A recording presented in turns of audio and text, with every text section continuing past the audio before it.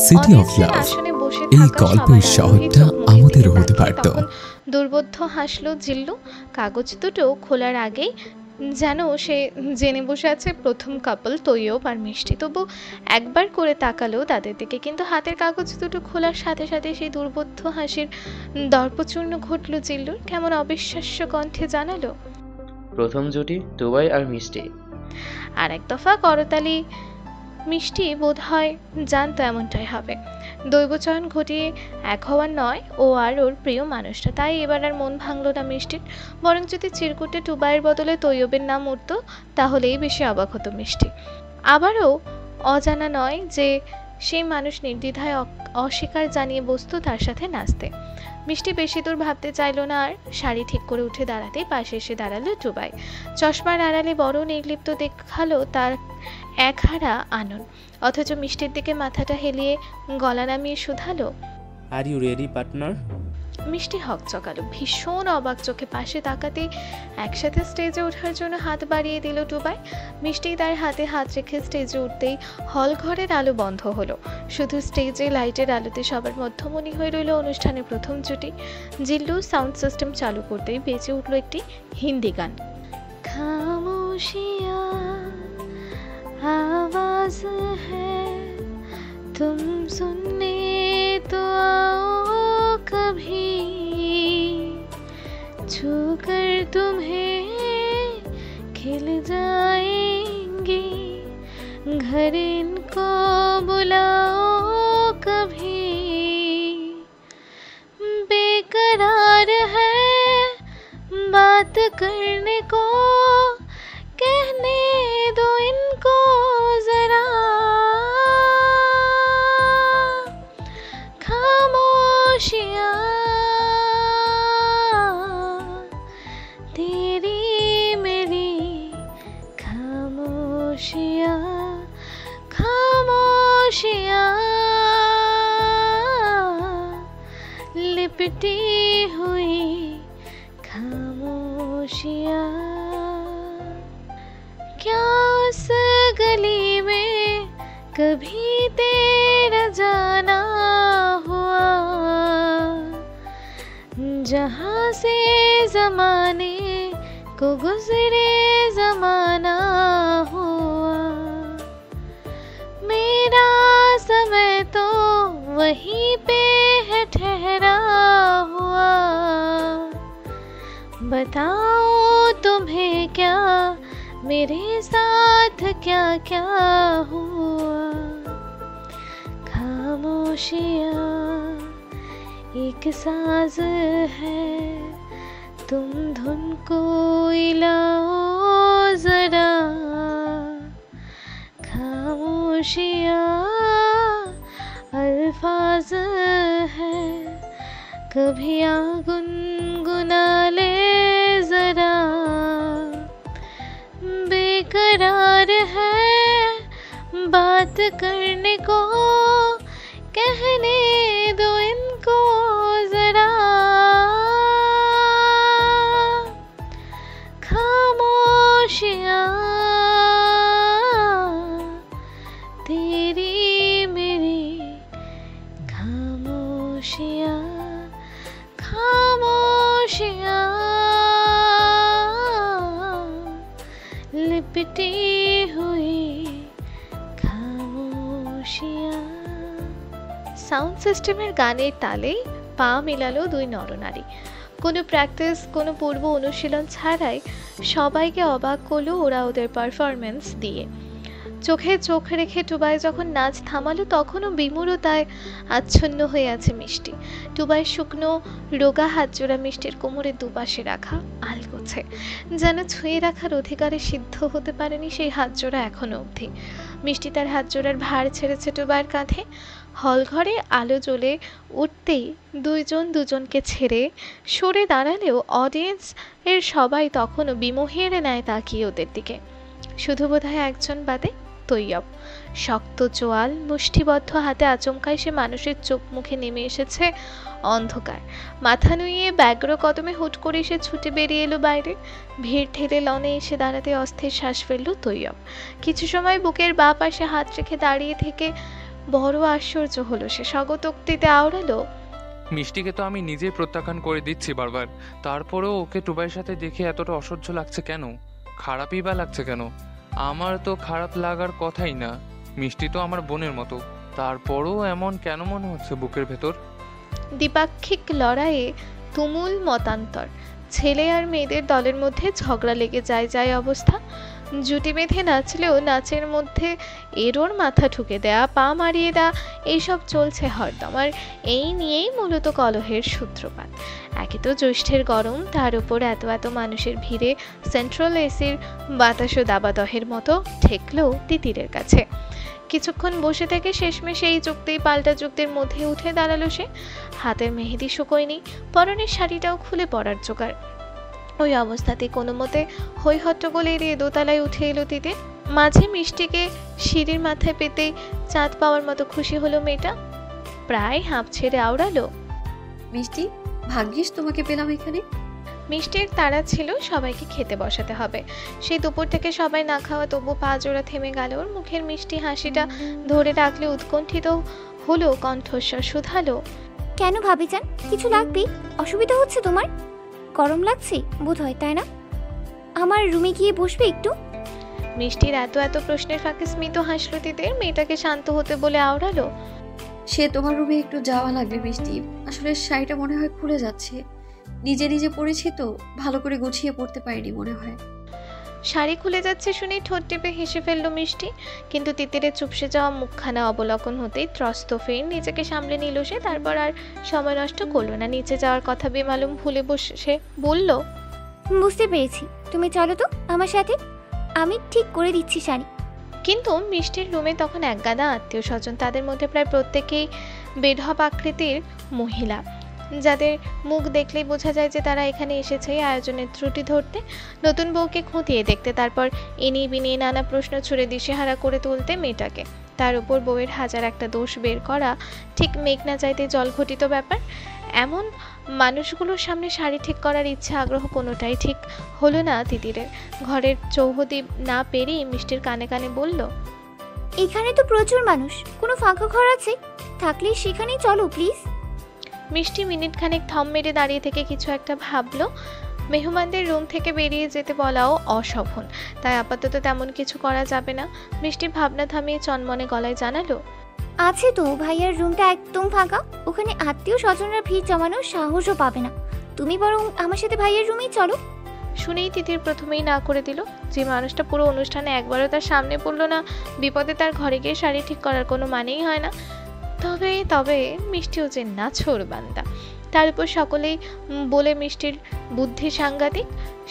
সে সাংঘাতিক বুদ্ধি খাটিয়ে তিতিরকে ঠিকই নিয়ে এলো আরফের রুমে ঢুকে মিষ্টি দরজা ভিজিয়ে দিতে ঠোঁট ফুলে শ্বাস ঝাড়লো তিতির। পরপর চোখ তুলে তাকালো আশেপাশে, ঘরটা যেমন রেখে গেছিল ঠিক যেন তেমনি আছে। দরজা দিয়ে ঢুকে চোখে পড়ার মতো বেডের পেছনে দেয়ালে টাঙানো আরাফের সে বিশাল বড় একখানা পোর্ট্রেট। ব্যক্তিত্ব আর কর্তৃত্বের মিশেলে খুরখাট দুটো চোখের দাপটে পুরুষ বুকে হাত গুজে দাঁড়িয়ে আছে শটান। হুট করে দেখলেও সেই ছবি মনে শঙ্কা জাগায়। অথচ ব্যক্তি জীবনে আরাফ তার রুমের আসবাবপত্রগুলোর চাইতেও বেশি শৌখিন। সেই মানুষ পরিচিত অপরিচিত সবার সাথে যেমন অমায়িক তেমন প্রাণোচ্ছল, হাসি খুশি। আমি কি রুমের বাইরে দাঁড়াবো ভাবি? তুমি নিজে পারবে তো শাড়ি ঠিক করতে? পিছনে দাঁড়ানো মিষ্টির প্রশ্নে ভাবনার ইস্তফা ঘটল তিতিরের। মিহি কণ্ঠে বলল, পারবো না বলেই তো তোমার কাছে এসেছিলাম ননদিনী। আচ্ছা বেশ, যাওয়ার আগে আমার কাঁধের উপর থেকে আঁচলের পিনটা খুলে দিয়ে যাও মিষ্টি। বেকায়দায় এমনভাবে আটকেছে যে না দেখে খোলাও সম্ভব না, তার উপর আমার দু হাতে মেহেদি। মিষ্টি মেয়েটা মিশুক, কথার মধ্যে অনুনয় না জুড়ে দিলেও সাহায্য লাগবে শুনে পিছু পা হওয়ার মতো নয় সে। উল্টে স্মিত হেসে এগিয়ে গেল দু কদম। আর তখনই রুমের দরজা ঠেলে ভিতরে ঢুকলো একজোড়া প্রতাপী পা। আগন্তুকের নিঃশব্দ আগমন তিতির টের পেল মিষ্টি। ঘুরে তাকাতে দেখলো আরাফকে। নীল সাদা পাঞ্জাবিতে শুভ্র সুন্দর সে পুরুষ। ভাইকে দেখে কিছু বলে ওঠার জন্য মিষ্টি হাঁ করতে যাবে, অমনি হাতের তর্জনী নিজের ঠোঁটের সামনে এনে তাকে থামিয়ে দিল আরাফ। পরপর ইশারায় জানিয়ে দিল রুম থেকে বের হতে। মিষ্টি তার হা হওয়া মুখটা বন্ধ করে বাধ্য মেয়ের মতো মাথা নোয়ালো। ঠোঁট টিপে বেরিয়ে গেল শব্দহীন। রুমের বাইরে এসে দরজাটাও ফের ভিড়িয়ে দিল নিজে থেকে, কিন্তু ভাই আর ভাবিকে একান্তে সময় কাটাতে দিয়ে নিচে চলে আসতেও ভারী উদাস হলো রমণীর অন্তঃকরণ। ঠোঁট উল্টে বিড়বিড় করে আওড়ালো, কবে যে আমারও একটা বিয়ে হবে। বেশ কিছুক্ষণ পর চার দেয়ালের পিনপত নীরবতা ভাঙল তিতির। তাগাদা দিয়ে বলে উঠল, মিষ্টি, কিছু বলছো না কেন? পিনটা পেয়েছো? আঁচলে নিচেই আছে হয়তো, ব্লাউজের সাথে আটকে। মিষ্টির অনুপস্থিতি টের পেয়ে কথার মাঝেই থেমে গেল তিতির। সন্দিগ্ন কপালে সূক্ষ্ম ভাঁজ ফেলে ঘুরে পেছনে তাকাতে চাইলেই তৎক্ষণাৎ একজোড়া বলিষ্ঠ হাত ভীষণ সন্তর্পণে তার কাঁধের উপর রাখলো কেউ একজন। তিতির ঘুরে তাকাতে কেউ আটকালো, থামলো, শ্বাস প্রশ্বাস। আরাফ তার অমসৃণ গালটা তিতিরের গালের পাশে ছোঁয়াতেই পায়ের নখ অব্দি শিরোনামহীন অনুভূতিতে কেঁপে উঠল লাজবন্তী। কর্ণকুহরের সাময়িক ঝিমঝিম শব্দটা সরিয়ে ভেসে এলো খাদে নামানো কণ্ঠস্বর। এখনো পাইনি, তবে পেয়ে গেলে তোমাকে জানাবো। শুকনো সতরস্ত ঢোক গিলল তিতির। শ্বাস চেপে রেখে প্রায় এক নিঃশ্বাসে আওড়ালো, আপনি কেন এলেন এই ঘরে? আমি তো আপনাকে ডাকিনি, আমি ডেকেছি মিষ্টি। পুরো কথা শেষ হওয়ার আগেই আরাফ মুখ ডোবালো তিতিরের কাঁধে। উষ্ণ অধৈর্যরা সিক্ত করলো কাঁধের উন্মুক্ত জায়গাটা। চাপা কণ্ঠে বলল, শুরুতে যাকেই ডেকো না কেন, শেষটা আমাকে করতে দাও। লেট মি ফিনিশ দিস বউ, it will not take long. আরাফের ঠোঁটের একটা স্পর্শ শিরশিরে কাঁপন ধরালো তিতিরের আগাগোড়া।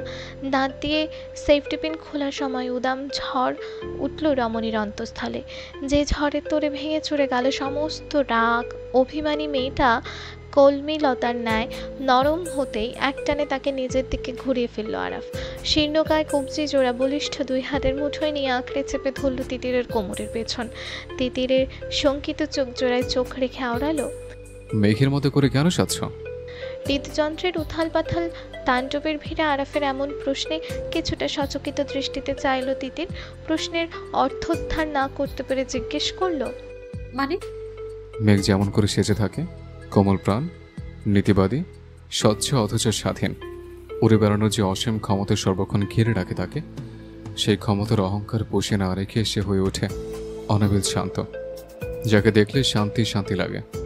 তোমাকে আজ তেমন লাগছে। আমার পোড়া হৃদয় আকাশে আজ একটু টুকরো মেঘের মতো শান্তি শান্তি দেখতে লাগছে তোমাকে, চোখ ফেরাতে পারছি না।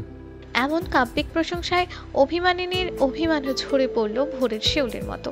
লাজুক কপল আরক্তিম হতেই চোখে মুখে নামলো আড়ষ্টতা। কথা ঘোরাতে বলে উঠল, আমার থেকে চোখ ফেরাতে পারছেন না নাকি তৈয়বার? যে আপনাকে এতক্ষণ আটকে রেখেছিল সে জানে আপনি এখানে এসেছেন? রমণীর অকাট্য রাগ দেখে মনে মনে হাসলো আরাফ, তবে চোখে মুখে নীরব গাম্ভীর্য রেখে আওড়ালো, তৈয়বের জেন্ডার চেঞ্জ করে তৈবা করেছিলাম, জানলে বেচারা ম্যান হলে গিয়ে সুইসাইড করবে। প্লিজ এসব বলো না জান। তিতিরের কুচকে যাওয়া কপলা মসৃণ হলো ধীরে ধীরে। চোখে অবাক বিস্ময় ঢেলে তাকালো আরাফের দিকে, কিঞ্চিত অবিশ্বাস নিয়ে শুধালো, তার মানে পুরো তৈয়বার কনসেপ্টটা মিথ্যে? আপনি এতগুলো দিন মিথ্যে বলেছেন আমায়, কেন? সে একটু তোমায় রাগানোর জন্য। শুনেছি মানুষ প্রেমে পড়লে হিংসুটে হয়, তাই একটু পরীক্ষা করে দেখছিলাম যে আমার বউ পাখিও হিংসুটে হচ্ছে কিনা।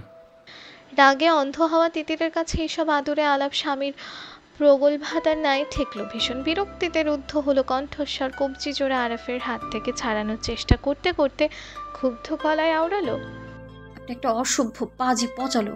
আমাকে মিথ্যে বলে রাগিয়ে দিয়ে মনে মনে পৈশাচিক তৃপ্তি পেয়েছিলেন আপনি নিশ্চয়ই, তাই না? একদমই না, আমার তো তৈয়বটার জন্য কষ্ট হতো। বেচারি না মানে বেচারিকে কি গালি গালাস্টানে করেছো তুমি এতদিন? আরাফ ফের হাসলো ঠোঁট টিপে। সেই হাসি দেখে তিতিরের চোখ জোড়া টলমল করে উঠল। সর্বাঙ্গে ছড়ালো প্রবল ক্রোধানল। দাঁতে দাঁত পিষে বলল, আপনার সাথে বিয়ে ক্যান্সেল, কোনো বিয়ে হবে না কাল। এই মেহেদিও এখন গিয়ে ধুয়ে ফেলবো আমি, মিথ্যেবাদী কোথাকার। সেটা আর হচ্ছে না জান, বিয়ে তোমাকে মিথ্যেবাদী লোককেই করতে হবে। কেন? মগের মুলুক নাকি যে আপনি যা চাইবেন তাই হবে? আমার হাত ছাড়ুন বলছি, নইলে কিন্তু চেঁচিয়ে আমি সবাইকে ডাকবো, বলে দিব আমি সবাইকে আপনি আমার সাথে অসভ্যতামি করেছেন। আরাফ হাত ছাড়লো না, বরং অতিরিক্ত লম্বা হওয়ায় ঝুঁকে এলো কিছুটা তিতিরের মুখের দিকে। মাঝখানের ইঞ্চি খানেক দূরত্ব মিটিয়ে টুপ করে ঠোঁট ছোঁয়ালো স্ত্রীর গালে। বেশ খানিকটা সময় বাদে সামনাসামনি হয়ে বলল, নিজের লিগেলি ওয়াইফের সাথে অসভ্যতামি করার জন্য যদি জেলও খাটতে হয় তবু আজ তোমায় ছাড়ছি না। বিয়ে করবে না বলেছ, সে ভুল মাফ করে দিলাম। যতই হোক গুনগুন একটা মাত্র বউ আমার, কিন্তু এত সুন্দর করে সেজে এসে আমাকে পাগল করার জন্য শাস্তি তো তোমাকে পেতে হবে জান। তিতিরের নাজুক কবজি জোড়া দুহাতের মুঠোয় নিয়ে মিটিমিটি হাসছে আরাফ। সেই হাসির দিকে তাকাতেই মেজাজের পারদ বাড়ল তিতিরের। সারাটা দিন ভূতের মতো উধাও থেকে এখন আহ্লাদ দেখাতে আসলে সে কেন নেবে সেই আহ্লাদ? কেন হবে নরম? উল্টে অভিমানী কণ্ঠ উষ্মা মিশিয়ে শুধালো, আপনি এই ঘর থেকে যাবেন কিনা বলুন। মিষ্টি হুট করে চলে এসে আমাদের এভাবে দেখে ফেলে আমি কিন্তু কিছু জানি না। তখন বড় ভাই হিসেবে মান সম্মান যাবে আপনার। স্ত্রীর সতর্ক বার্তায় খুব একটা পাত্তা দিল না আরাফ। বলিষ্ঠ হাতের এক টানে আরও কিছুটা কাছে টেনে নিল তিতিরকে। ঠোঁটের থেকে ঠোঁটের ইঞ্চিখানেক দূরত্ব রেখেই বলল, মিষ্টি কেন? মিষ্টির দাদিও এখন এই ঘরে আসবে না যতক্ষণ না পর্যন্ত তোমার সাথে আমার বোঝাবার মিটমাট হচ্ছে। বোঝাপড়ার কথা শুনেই শুষ্ক এক ঢোক গিলল তিতির। গলা ভেজালো। মনে মনে ভাবল, এই বুঝি ভুল পাল্টে ফেলবে আরাফ। রাজনীতির মানুষগুলো তার মানে এমনই হয়, তাদের সবটাই মুখোশ। নিজের স্বার্থ ছাড়া এরা কাউকে ভালোবাসেন না। আরাফও তো তাহলে ভালোবাসে না তিতিরকে, তাই বোঝাপড়া করতে চাইছে। কি বলবে সে? বিয়েটা একটা গেম, তোমার বাবাকে হারানোর একটা টোপ মাত্র। আসলে কখনো ভালোই বাসিনি তোমাকে, বিয়ের পরেও বাসবো না। কথাগুলো ভাবতে টলটলে দিঘির ন্যায় চোখের তারায় আষাঢ়িয়া মেঘের মতো অন্ধকার নামলো তিতিরের। শক্ত কণ্ঠে জানতে চাইল, কিসের বোঝাপড়া? আরাফের পাতলা ওষ্ঠপুটের বাঁকে তখনও স্মিত হাসি, চোখের ভাষায় অস্পষ্ট মাদকতা। তবে তিতিরের কপালের স্পষ্ট ভাঁজ দেখে হুট করেই ঠোঁট টিপল আরাফ। শ্বশুরের মেয়ের সন্দেহ বাতিকের বরাবরের মতো কৌতুকই হলো তার পৌরস্বর। হাত না ছেড়ে বলে উঠল, এই যে এত সুন্দর করে সাজলে আজ, এর একটা বোঝাপড়া করতে হবে না তোমার সাথে? এখন সেই বোঝাপড়া তুমি আমার ঠোঁটে চুমু খেয়ে মেটাবে, নাকি আমি অন্য কোনো উপায় ভাববো? It's up to you. Titir থমকালো। ভোরকে আরাফের সৌম্য মুখখানার দিকে চাইল তার বিস্ময়ত চোখজোড়া। আষাঢ়িয়া মেঘ কেটে সেখানে নামলো একরাশ লজ্জা। কলমি ডগার ন্যায় সহসা মুখ নুইয়ে ফেলে আওড়ালো, আপনি ভীষণ অশুভের মতো কথা বলছেন। এগুলো আবার কেমন অপশন বোঝাপড়া মেটানোর? আমার অপশন এগুলোই। তুমি নিজে থেকে চুমু খেতে না পারলে আমি সাহায্য করছি। করবো সাহায্য? টুকটুকে নতুন বউয়ের মতো লজ্জায় লাল হলো তিতিরের গালের দুপাশ। কান দিয়ে বিশদ গরম ধোঁয়া বেরোলো বাষ্পচালিত ইঞ্জিনের ন্যায়। যুক্তিতর্ক এলোমেলো জট পাকালো জিভের আগায়। ঠিক সেই মুহূর্তে ঝড়ের গতিতে আরাফ ঝুঁকে এলো তার ঠোঁট বরাবর। চোখের পলকের সেখানে চুমু খেয়ে সোজা হয়ে দাঁড়ালো সেই মানুষ। অথচ স্থবিরতা কাটিয়ে উঠতে পারল না তিতির।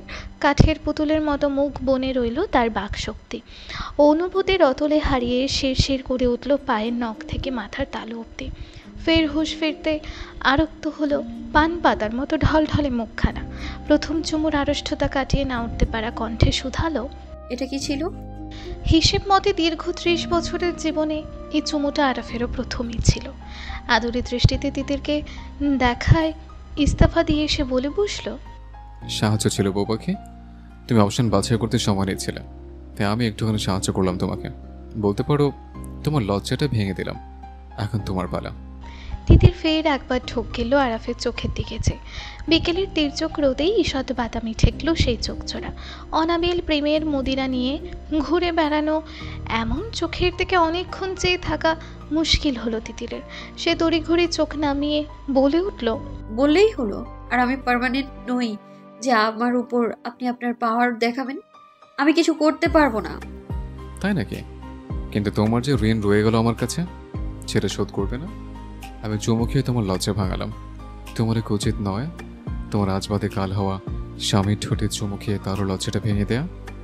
আরাফ কথাগুলো বলে ভ্রু নাচালেও ভ্রুক্ষেপহীন থাকার চেষ্টায় নিজেকে নিঃশেষ করতে চাইল তিতির। এত লজ্জা সে কোথায় রাখবে এ জীবনে? এই লোক মুখে লাগাম টানবে কখন? আরাফ মুখে লাগাম না টানলেও দরজার ওপাশ থেকে জিল্লুর লাগাম টেনে ধরল টুবাই। ব্লেজারের নিচ ধরে তাকে টেনে হিঁচড়ে নিয়ে যেতে চাইল এখান থেকে, কিন্তু সে কিছুতেই সরবে না। পাছে কিছু মিস হয়ে যায়।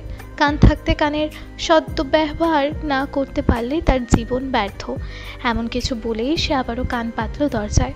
টুবাই হাল ছেড়ে পাশে দাঁড়ালো, সতস্ত্র স্বরে শুধালো, তুমি তখন থেকে কি শুনছো? আমায় একটু বলবে প্লিজ? ভিতরে সব গাঁজাখুরি কথাবার্তা হইতাছে, তোরা শুই না লাভ নাই।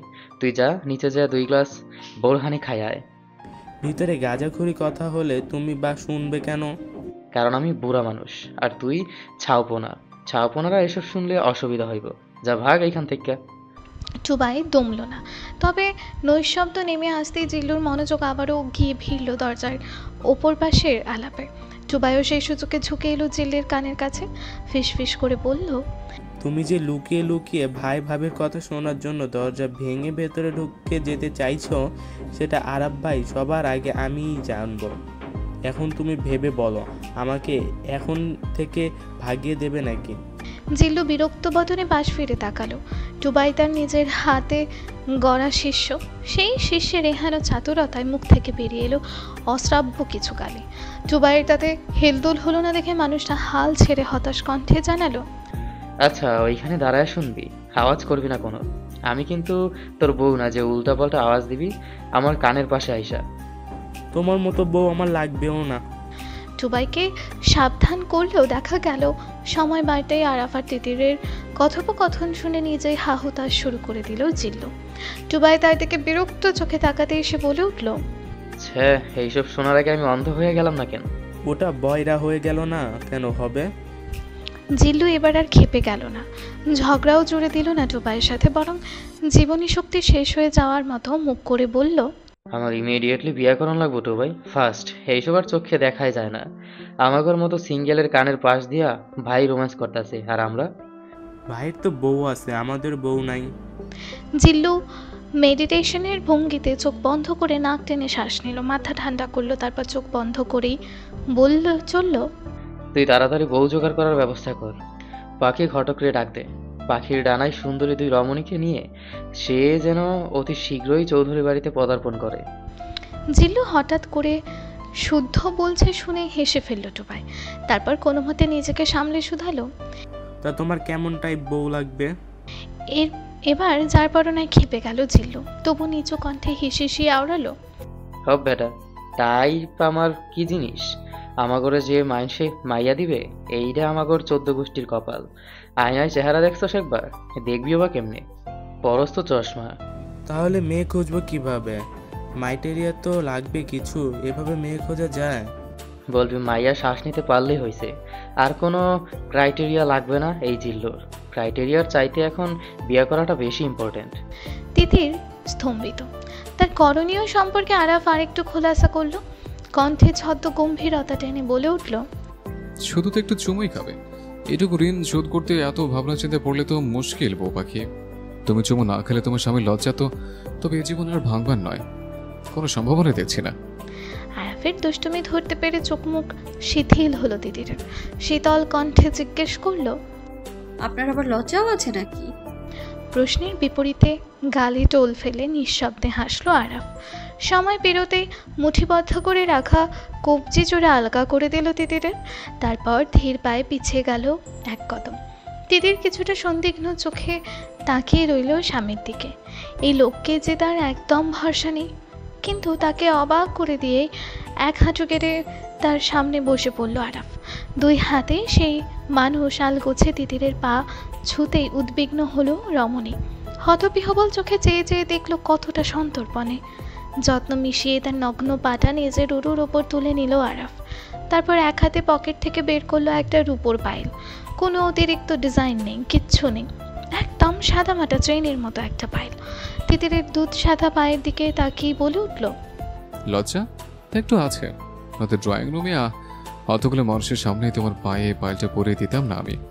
লজ্জা পাচ্ছিলাম বলেই হয়তো তোমাকে একলা পেতে চাইছিলাম এই পাইলটা পরিয়ে দেওয়ার জন্য। তিতির তখনও ফ্যাল ফ্যাল চোখে চেয়ে, প্রত্যুত্তরে কিছু বলার সুযোগ পেয়েও যেন মুখ ফুটল না তার। কেবল চেয়ে থাকায় এত শান্তি আগে কি জানতো সে? পরনের শাড়িটা পায়ের ওপর থেকে অল্প তুলে দুহাতে পাইলটা পরিয়ে দিল আরাফ। পরানোর সময় আদুরে স্বরে জানালো, এই পাইলটা বহুদিন আগে কিনে রেখেছিলাম তোমার জন্য। তুমি সাদামাটা জীবন পছন্দ করতে, আর আমি তোমাকে। তুমি রাজনীতি ছাড়া বাকি সবকিছু পছন্দ করতে, আর আমি তোমাকে ছাড়া বাকি সবকিছু অপছন্দ করতাম। কাউকে গিফট কি করে দিতে হয়, গিফট হিসেবে কি দিতে হয় জানতাম না। অথচ পাইলটা দেখে আমার প্রথমে যার কথা মনে পড়লো সে হলো তুমি বউ পাখি। মন বলেছিল এই পাইলটা তোমার পা ছাড়া পৃথিবীর আর কারো পায়ে মানাবে না।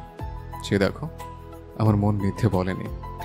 আরাফের কথাগুলো শুনতে শুনতে ঝাপসা হলো তিতুরের দৃষ্টি। ফুপিয়ে কেঁদে উঠল মেয়েটা, চোখের পানি ছেড়ে ধরা গলায় বলল, আপনি আমাকে কাঁদাচ্ছেন কেন? আমার মেকআপ নষ্ট হয়ে গেলে আপনি সাজিয়ে দেবেন আমায়? জানেন কতগুলো মানুষ বউ দেখতে এসেছে নিচে, এখন যদি আমাকে বাজে লাগে দেখতে। আরাফ মুচকি হাসলো তিতিরের স্ফীত চোখের দিকে তাকিয়ে। পায়েল পরানো পাটা হাতে তুলে সেখানে চুমু খেলো। তিতিরের পায়ে ঠোঁট ছুঁয়ে রেখেই তার দিকে চোখ তুলে তাকালো আরাফ, তারপর নরম স্বরে বলল, যার পায়ে তার বর এইভাবে রোজ লক্ষ কোটিবার চুমু খেতে জানে, তাকে কি বাজে লাগতে পারে? তার চেয়ে না সাজলে দৌড়বে ম্যাডাম। আর বউ দেখতে এসে কেউ যেন চোখ ফেরানোর সাহস না করে, সে দায়িত্ব আমার। কেন, কি করবেন আপনি? সবাইকে ধমকের উপর রাখবেন? রাখবো। কিছু বলতে নিয়েও নিম্নাষ্ঠ কামড়ালো তিতির, চোখের তারায় টলটল পানি নিয়ে শুধালো, তার বদলে এবারও নিশ্চয়ই কিছু চেয়ে বসবেন আপনি। আমি আগেই বলে দিলাম, আমি কিন্তু আপনার। পার্লামেন্ট নাও, তাই তো? তবে পার্লামেন্টকে কি আমি থোড়াই বিয়ের রাতে আদর করব? আদর তো করব নিজের বউকে। থতমত খেলো তিতির, কথা শেষ করতে না পেরে মুখ নোয়ালো। গরম বাতাস বেরোলো লাল হয়ে যাওয়া কান থেকে। কুণ্ঠায় হাঁসফাঁস করতে করতে আওড়ালো, সে বিয়ের পর দেখা যাবে, এখন কি চাই আপনার? তোমাকে। এইবার মুখোমুখি হয়ে সোজাসুজি ওই ঈষৎ বাদামি চোখের দিকে তাকালো রমণী। দুপাশে ঘাড় নাড়িয়ে শুধালো, এখন আরেকটু আদর করা যাবে না? বিয়ের রাত আসতে আসতে তো এখনো গোটা একদিন। বাকি কথাটুকু আর শেষ করতে দিল না তিতির। পেছনে ঘুরে চলে যেতেই ঠোঁট টিপে আওড়ালো, তাহলে গোটা একদিনই অপেক্ষা করুন। আপনি তো বললেন বিয়ের রাতে আদর করবেন। কিন্তু দুকদম যাওয়ার আগেই হাতের হ্যাঁচকা টানে আরাফের বুকের সাথে এসে ধাক্কা খেলো তিতিরের পিঠ। রমণী পিছনের দীর্ঘাকায় মানুষটার কবল থেকে ছুটে পালানোর সাহস করল না। আরাফও তপ্ত শ্বাস ফেলল তিতিরের ঘাড়ের পেছনে। খোলা চুলগুলো তর্জনী দিয়ে সরিয়ে ডান কাঁধের পাশে রাখলো। পরপর নিজের ওই খুরখার চিবুকখানা রাখলো তিতিরের বাম কাঁধে। মেঘমেদুর স্বরে আওড়ালো, আমার বউ পাখিকে আদর করতে গোটা একদিন কেন, এক যুগ অপেক্ষা করতে হলেও আমি রাজি। তবুও তাকে আমার চাই। অসুর শ্বশুরের সাথে যুদ্ধ করে হলেও চাই, একদম নিচের করে। ঠিক সেই সময় ঘরের দরজা ভেঙে ভেতরে হুমড়ি খেয়ে পড়ল জিল্লু আর টুবাই। মিনিট খানেকের বিহব্বলতা কাটিয়ে তিতির সরে গেল আরাফের বুক থেকে। দুজনেই বুঝতে পারছে এরা দরজার বাইরে ঘাপটি মেটেছিল। আরাফের মেজাজ তখন তুঙ্গে, চিরবির করছে তার তপ্ত মস্তিষ্ক। তবুও দাঁতে দাঁত পিষে জিজ্ঞেস করলো, তোরা বাইরে দাঁড়িয়ে কি করছিলে? জিল্লু হাঁটু ছেড়ে উঠে দাঁড়ালো, সঙ্গে টুবাইও। দুজনকেই চোর চোর মুখে মাথা নিচু করে দাঁড়িয়ে থাকতে দেখে আরাফ বলে উঠল, বাইরে দাঁড়িয়ে আড়ি পাচ্ছিলে, তাই তো? আই, লজ্জা করো না তোদের? আমি না তোদের বড় ভাইয়ের মতো? তিতির না তোদের ভাবি হয়? তোর লোকে লোকে সেই ভাই ভাবির কথা শুনছিলে? মানলাম বাঙালির প্রাইভেসি নাই, তাই বলে একেবারে দরজা ভেঙে ফেলবে? বিয়ের দিন সকাল থেকে বৃষ্টি। গুমোট হয়ে থাকা পরিবেশে হুট করে নামা এই মুষলধারের বৃষ্টিতে সকলে ফেলল স্বস্তির নিঃশ্বাস। তবে বিপত্তিও কম নয়। রাস্তাঘাটের বেহাল দশা, হাঁটু সমান কাদা জলে যেন থই থই করছে পুরান ঢাকার এলাকা। তাই বলে বিয়ের তোড়জোড় থেমে থাকেনি। সেই সকাল থেকেই শুরু হয়েছে সওদাগর বাড়ির এলাহি কারবার। আত্মীয় কুটুম্ব থেকে শুরু করে পার্টি অফিসের লোকজনে গমগম করছে ইমদাদ সওদাগরের পুরান ঢাকার দোতলা ভবন। তার তদারকিতে নাক মুখ কুঁচকে দাঁড়িয়ে আছেন আসলাইন, ইমদাদ সওদাগরের শ্যালক। এই বিয়েতে প্রথম থেকেই তার ঘোর আপত্তি। তবু ভগ্নিপতির কথার উপরে কথা বলা তার সাজে না, তাই কিছু বলতেও পারছেন না। নচেত যে ছেলে তাকে ৩-৪ দিন গুদাম ঘরে আটকে রেখে বাস থেরাপি দিয়েছে, তার সাথে নিজের ভাগ্নের বিয়ে তো সে কিছুতেই দিত না। কিছুক্ষণ এখানে বিস্তর ভাবনা চিন্তা শেষে উসখুস করে উঠল আসলাইন। বিয়ে তো সেই সন্ধ্যায়, এখন সবে মাত্র বিকেল। আকুতে যদি ভাঙতে হয় তাহলে এখনই ভাঙতে হবে, এমন অভিপ্রায় নিয়ে যখন সে ইমদাদ সওদাগরের ঘরে গেলেন তখন তার পুরো ঘর ফাঁকা। রকিং চেয়ারে নীরবে দোল খাচ্ছে ঘরের মালিকের এত কালের প্রভাব প্রতিপত্তি। ইমদাদ সওদাগর দাঁড়িয়ে আছেন বারান্দায়, পরনে সাদা পাঞ্জাবি আর বাংলা লুঙ্গি। পিছনে হাত বেঁধে শূন্য দৃষ্টিতে তাকিয়ে আছেন বাড়ির গেটের দিকে। আজলাইন ব্যগ্র কদমে তার কাছে এসে বলে উঠল, দুলা ভাই, আমি কিন্তু জানি আপনি আম্মাজানের বিয়া ওই পোলার লাইগায় মন থেকে দিতেছেন না। কেমনে দিবেন? ওই পোলা আপনার অপোনেন্ট পার্টির নেতা, আপনার শত্রু, আপনার একমাত্র শালারে আটকায় রাখছিল গুদামের মধ্যে। এর বদলা না নেওয়া পর্যন্ত আমার শান্তি নাই। তুমি কি চাও? আমি চাই আজকাই ওই আরাফের কবর খুঁড়তে। চুপ করো। বরযাত্রী রহনা দিয়া আইজলাইন পাগলের মতন কথা বইল না। আমার আম্মাজানের ওই পোলা ভালোবাসে, আগুনের ভিতর থেকে বাইর কইরা আনছে নিজের জানের পরোয়া না কইরা, আর সে আমার আম্মাজানের বাঁচাইছে। আর কোনো ক্ষতি আমি কেমনে করতে দিই তোমারে? আজকের এই বিয়া হইব আর আমার মতোই হইব। ওই ঘটনার পর থেকে জিনিস আমি অনুভব করছি, আমার জীবনে আম্মাজানের শখের চাইতে বড় কিছু নেই। এই যে শুনছো মাই প্রিয় শ্রোতা বন্ধুরা, তোমরা শুনছো সিটি অফ লাভ প্রেরিত প্রেমে সিক্ত গল্প। আর আমাদের সাথে পথ চলতে do like, comments and share. আর সাবস্ক্রাইব করতে কিন্তু একদম ভুলবে না। টাটা।